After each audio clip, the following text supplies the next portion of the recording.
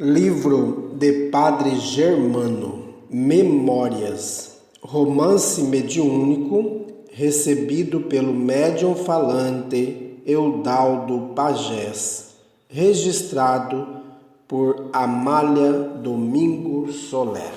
Capítulo 14. O bem é a semente de Deus. Como estava linda a tarde! Nenhuma nuvem embaraçava o firmamento, adornado com seu manto azul. Nem a mais leve névoa velava os cumes das montanhas, e elas se destacavam no límpido horizonte, coroadas de abetos seculares. No fundo do vale pastavam tranquilamente mansas ovelhas. Pelas moitas das colinas saltavam e corriam ágeis e saltitantes cabritinhos, disputando a vitória nas subidas com um enxame de alegres crianças que brincavam com eles. Reinava na natureza a calma mais mansa e o espírito se entregava a essa doce quietude, a essa grata sonolência na qual a alma sonha acordada. A minha sonhou também. Cheguei à fonte da saúde e me sentei junto ao manancial. Sultão se deitou, pondo a cabeça em meus pés. E eu me entreguei a pensar na solidão de minha vida, no isolamento íntimo de meu ser. Mas a agradável paisagem absorvia minha atenção e apagava de minha mente o tom de amargura que minhas reflexões sempre deixam.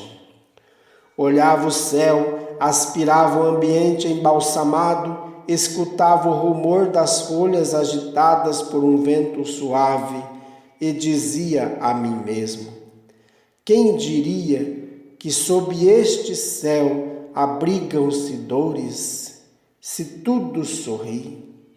Se tudo parece murmurar uma bênção, paixões humanas, fugi com vossos ódios, com vossas mesquinhas ambições, com vossos prazeres fugazes, com vosso remorso e com vossa intensa dor. Que minha alma repouse na contemplação, que meu espírito se alegre na quietude da natureza. E bendito Deus que me concedeu desfrutar deste bem inestimável. E fiquei embevecido em místico recolhimento. Não sei quanto tempo permaneci entregue ao repouso, só sei que, de repente, Sultão se levantou, deu alguns passos, retrocedeu e ficou parado diante de mim, em atitude ameaçadora, com a boca entreaberta. Sultão, estás louco? Que é que te deu? Disse eu, apoiando minha mão direita em sua cabeça. Sultão não me deu ouvidos, continuou escutando e de repente saiu correndo. Segui sua direção com a vista e vi surgir um homem que, ao ver meu companheiro em atitude tão hostil, ameaçou-o com seu bastão. Sultão, gritei, vem aqui! O nobre animal desandou o caminho andado, mas de muito má vontade, voltando a cabeça e dando grunhidos surdos. O desconhecido se aproximou e então reconheci nele um alto dignitário da igreja que me havia feito todo o mal que pudera. Ele me confinou na aldeia e mesmo ali eu lhe fazia sombra e mais de uma vez havia intrigado para que me prendessem, acusando-me de conspirador e de bruxo. Ao ver-me, disse com acritude: vosso cão é muito mal ensinado e creio que chego bem a tempo de educá-lo melhor. Sultão tem o olfato muito fino e sem dúvida vos reconheceu. Então, pois, deixai meu cão em paz. Ele não vos fará dano algum, porque eu o impedirei. Mas não o ameaceis, porque então não respondo por ele. Pois se ao meu comando fica manso, como um cordeiro, só com que vós o olheis com desagrado, ficará mais feroz que um leão ferido. Sendo mais leal que os homens, não tem costume de tolerar injustiças. Sabeis que isso é engraçado? Para falar convosco, antes é preciso capitular com vosso cão. E crede que vale mais tê-lo como amigo que como inimigo. Mas vamos deixar sultão, e dizei-me em que vos posso servir. Em nada, apenas que, cansado da corte, angustiado por negócios e assuntos desagradáveis, ocorreu-me vir a esta aldeia repousar por alguns dias. Eis o objetivo principal de minha vinda. E ao dizer isso, o recém-chegado sentou-se sobre uma pedra, olhando em todas as direções com visível inquietude.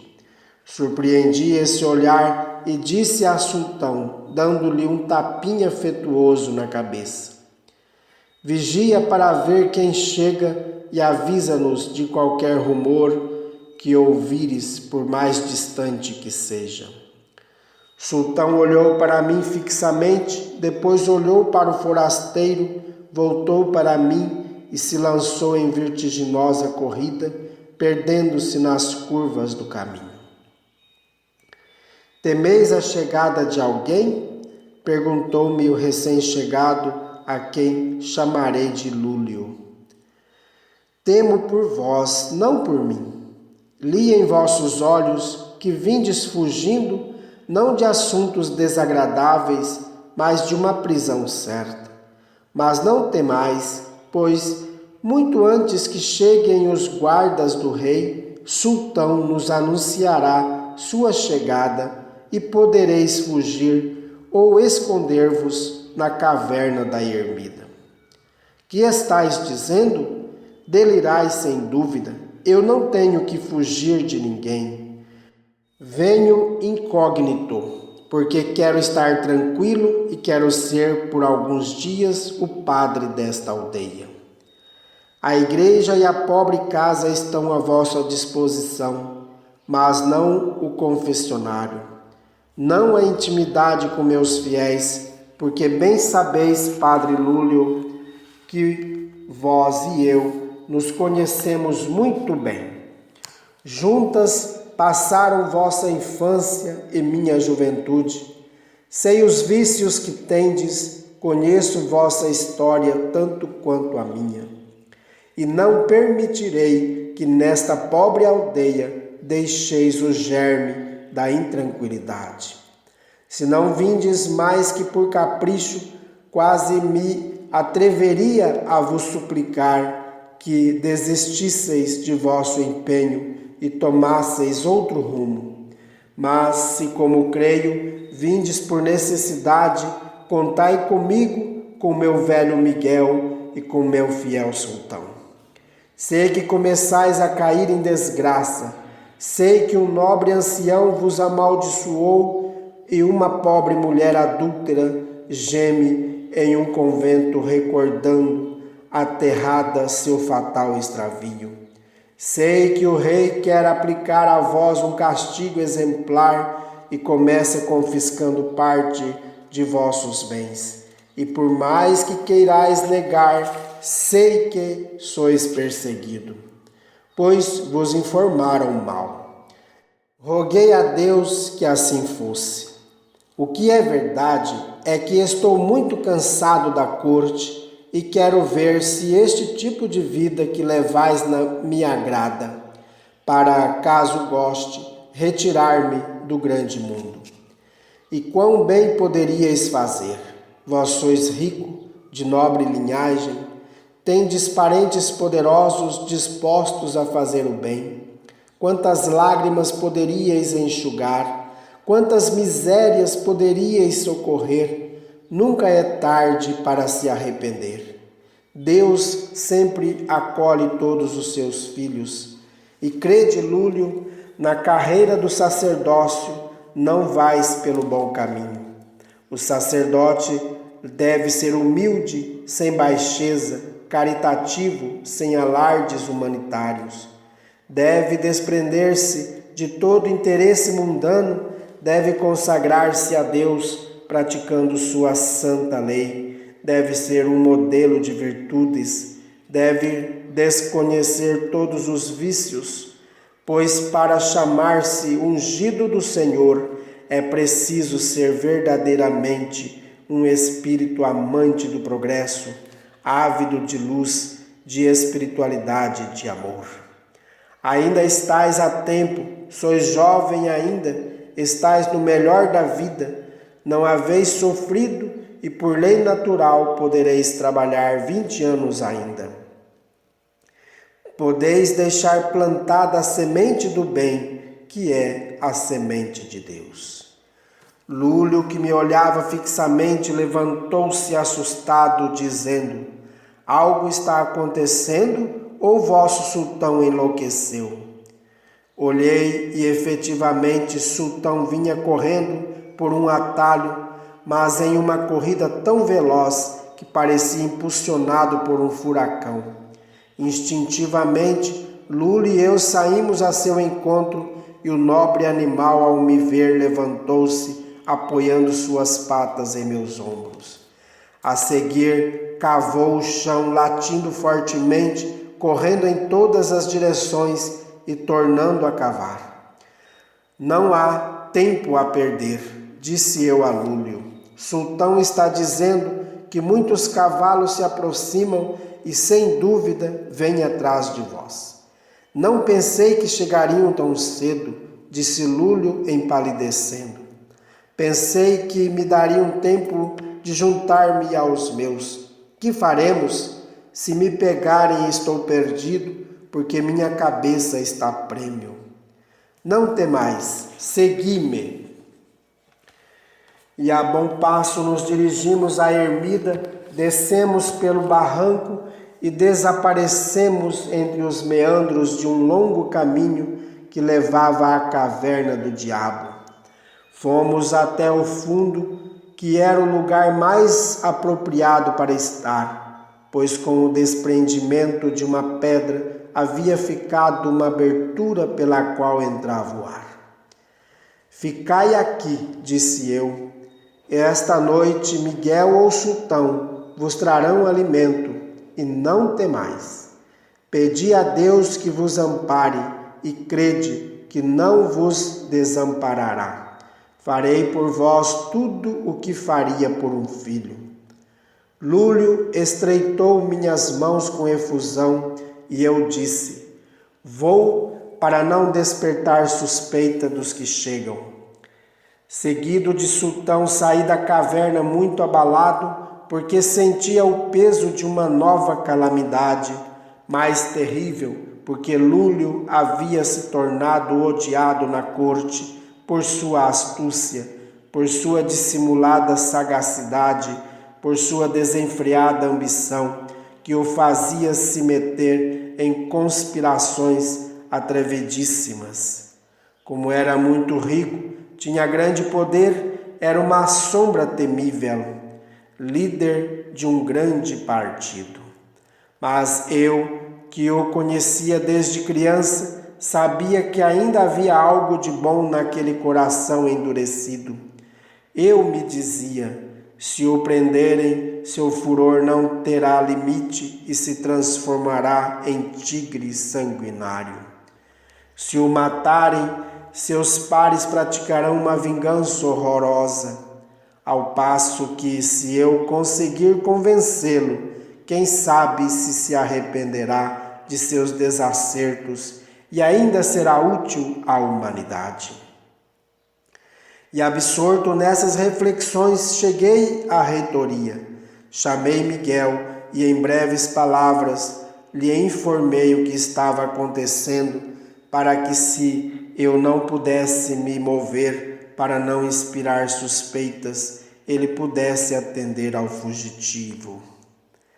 Quão certo é que na culpa está o castigo, um homem de nobre berço, um príncipe da igreja, um magnata dono de muitos bens, vinha-se reduzido a viver encarcerado por seu mau proceder, sob minha proteção ou em poder de seus perseguidores. Infeliz, como é pesada a cruz de nossos vícios. Fazia essas reflexões estando à minha janela. As sombras da noite haviam se estendido por uma parte da terra. Tudo descansava em calma. Só no coração de alguns homens a tempestade recrudescia. Logo chegou aos meus ouvidos o rumor do galope de muitos cavalos e rapidamente a praça da igreja não podia conter toda a cavalaria que invadiu a aldeia. O capitão da força subiu até meu quarto e disse que vinha atrás do bispo Lúlio. Eu ergui os ombros dizendo que ignorava seu paradeiro e súplicas e ameaças e oferecimentos a ponto de me oferecer o capelo.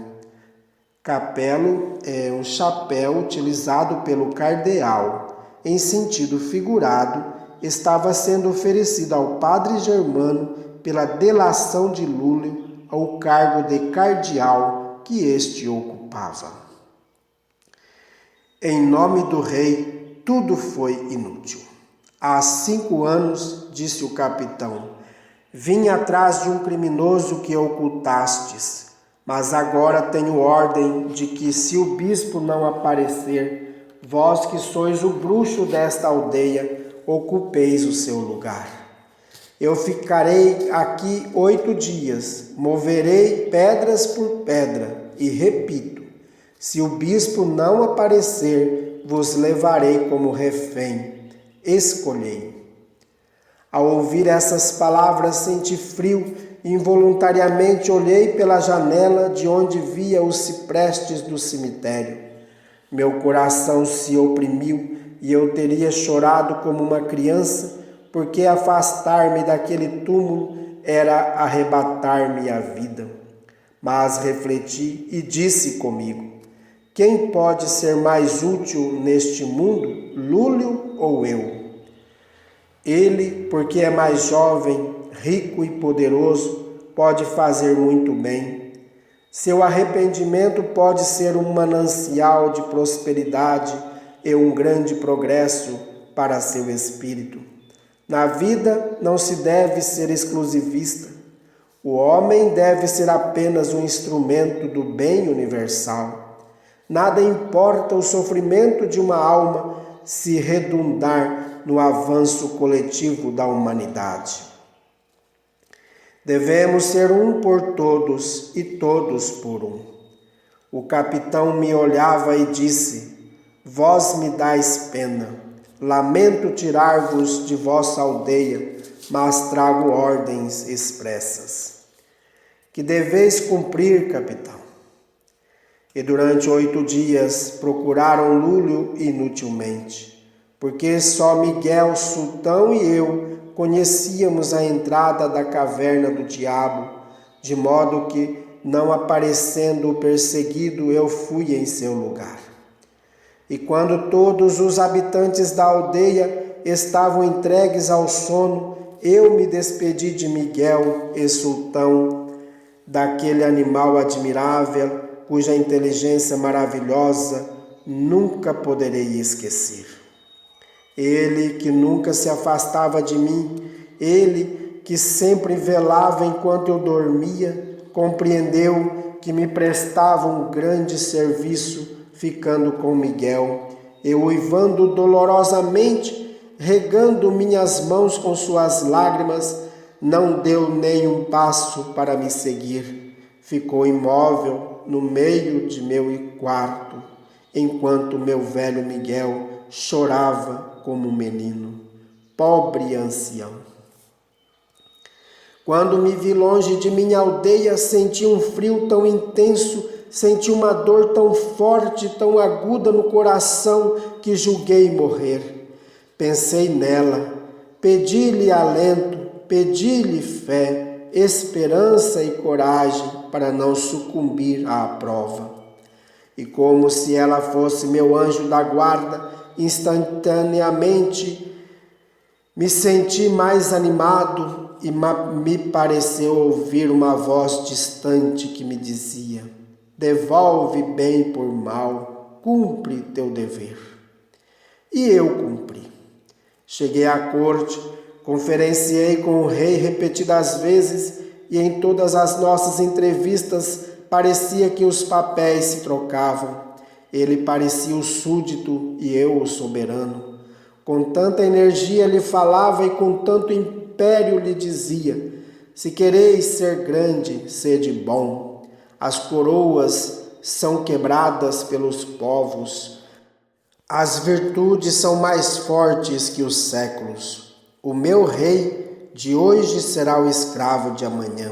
O espírito vive para sempre, não esqueçais. 2 meses permaneci prisioneiro como réu de estado, mas muito bem atendido e muito visitado pelo rei, alma doente, espírito perturbado, que vivia muito sozinho. Fiz o que pude para regenerar aquela alma e em parte consegui. Uma manhã recebi a ordem de abandonar minha clausura para me juntar ao rei, que ia caçar nos montes que servem de muralha com minha aldeia. Meu coração palpitou de prazer. Puseram-me em uma liteira e, cercado por numerosa escolta, segui a comitiva que ia com o rei, que, ao chegar à minha amada aldeia, viu-se cercado por todos os seus habitantes, que o aclamaram com verdadeiro entusiasmo. E eu, do fundo de minha carruagem, vi aqueles seres queridos, aquelas crianças, meus inseparáveis companheiros, que, prostrando-se aos pés do monarca, diziam: trazes nosso padre? E ouvia-se um clamor indescritível. Uns suplicavam, outros davam vivas. Eu, a curta distância, sem ser visto, vi aquela cena realmente comovente. O rei havia posto o pé em terra e as crianças e mulheres o cercavam, quando por entre a apinhada multidão abriu caminho uma jovem aldeã, espírito que está em missão na terra, tão linda quanto discreta. Conforme o rei me contou depois, ela se aproximou do soberano e disse: Senhor, os reis são a imagem da providência quando proporcionam a seus povos os germes do bem. O padre desta aldeia é nosso pai amantíssimo, e um povo órfão vos pede um ato de clemência. Nosso pai já é idoso, deixai-o viver entre nós, para que possamos fechar seus olhos quando morrer. O rei me disse que se comoveu de tal maneira ao ouvir a voz da jovem que, para receber seu olhar de gratidão, voltou-se e disse ao monteiro mor: trazei o padre Germano. Ao ouvir essas palavras, a jovem exclamou: bendito sejais vós. E antes do monteiro chegou ela ao pé de minha liteira. Não posso expressar o que eu senti ao vê-la, porque minha salvadora não estava sozinha. Com ela estava a menina pálida dos cachos negros. Eu a vi como no dia em que me perguntou: amar é ruim? Via com sua coroa de jasmins, com seu branco véu, com seu triste sorriso e com seus olhos irradiando amor. Tão embevecido estava em minha contemplação que me deixei levar como uma criança, sem perceber o que estava acontecendo, e só saí de meu estado de êxtase quando o meu fiel sultão, derrubando tudo que encontrava no caminho, chegou até mim. Que júbilo tão imenso, que alegria tão imponderável! Muito havia sofrido, mas naquele momento fui maravilhosamente recompensado. Há sensações indescritíveis, há emoções inexplicáveis, há segundos na vida que valem 100 séculos cada um. Tanto e tanto se vive neles. O rei ficou na aldeia mais de 3 semanas. Foi ferido durante a caçada e até passar a convalescência não pôde voltar a seu palácio. E ao se afastar de mim, compreendi que aquela alma havia começado a sentir e amava pela primeira vez na vida. Então abençoei meu sofrimento. Bendita, sim, bendita minhas horas de agonia, se nelas pude despertar o sentimento em um grande da terra. Quando me vi sozinho, quando me vi livre dos cortesãos, longe de suas tenebrosas intrigas, então respirei melhor e, chamando Miguel, perguntei-lhe quando Lúlio havia partido e soube com espanto que ainda permanecia na caverna, porque não quisera partir sem tomar meus conselhos. Miguel, à noite, havia-lhe levado o alimento e outras vezes Sultão havia levado com seus dentes o cesto em seu lugar. Esperei a noite para que ninguém me observasse e então fui com Sultão ver Lúlio, que ao me ver se jogou em meus braços e permanecemos abraçados um longo tempo enquanto Sultão acariciava a nós dois.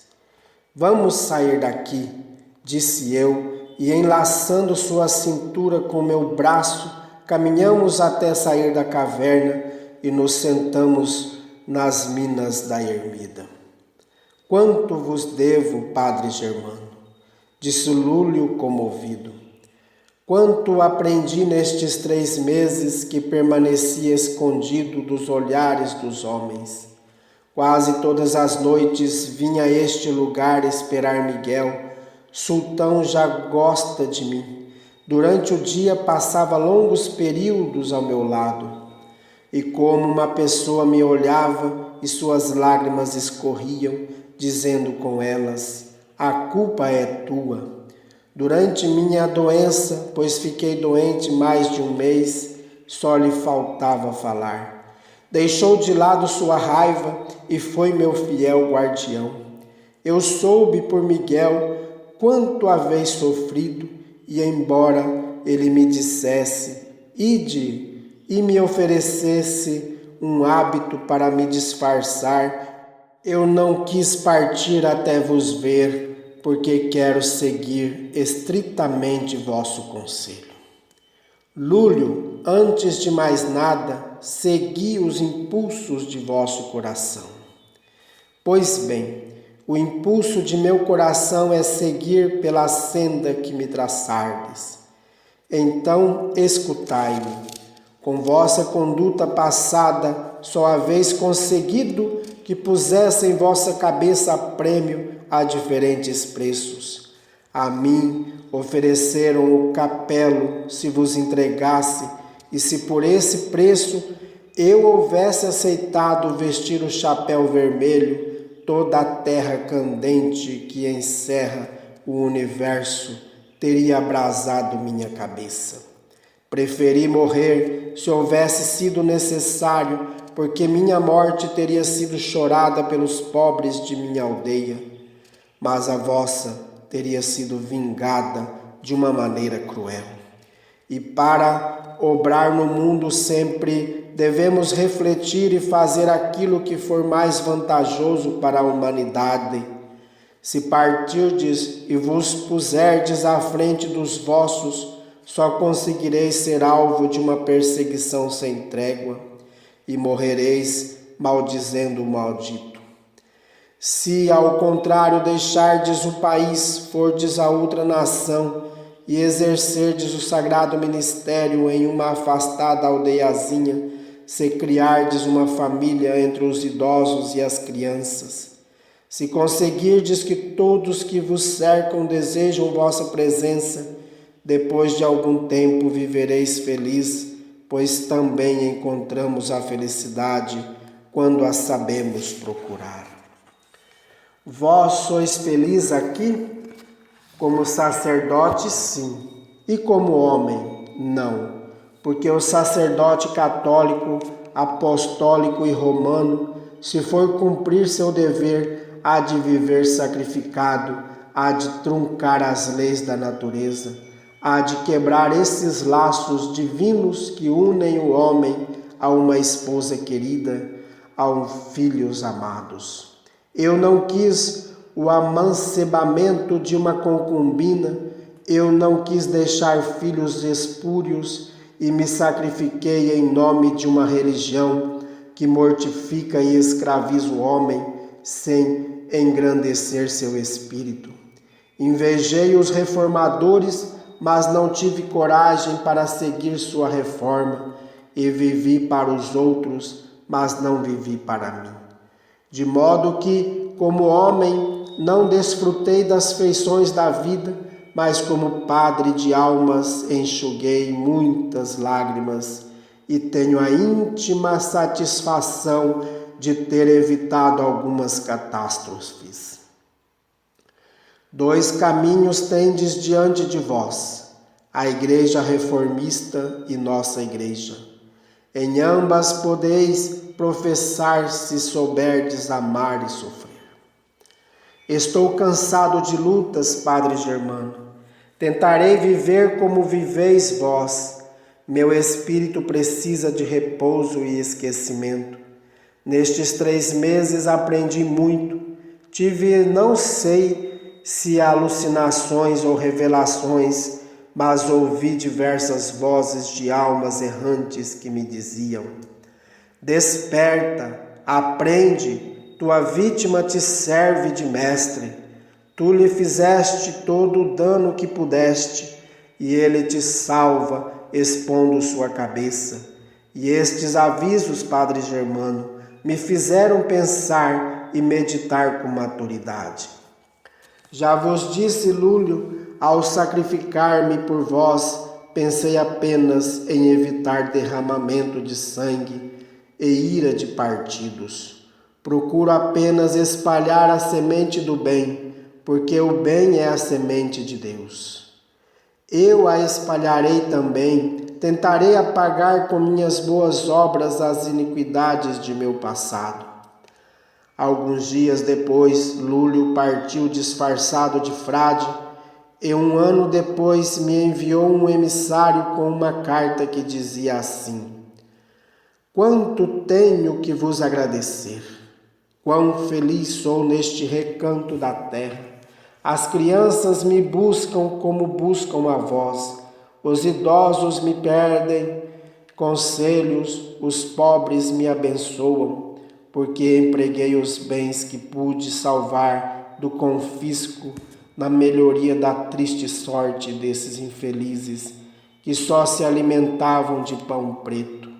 E hoje, graças à minha solicitude, desfrutam de uma alimentação abundante e saudável. Penso tanto nos outros que não me lembram de mim.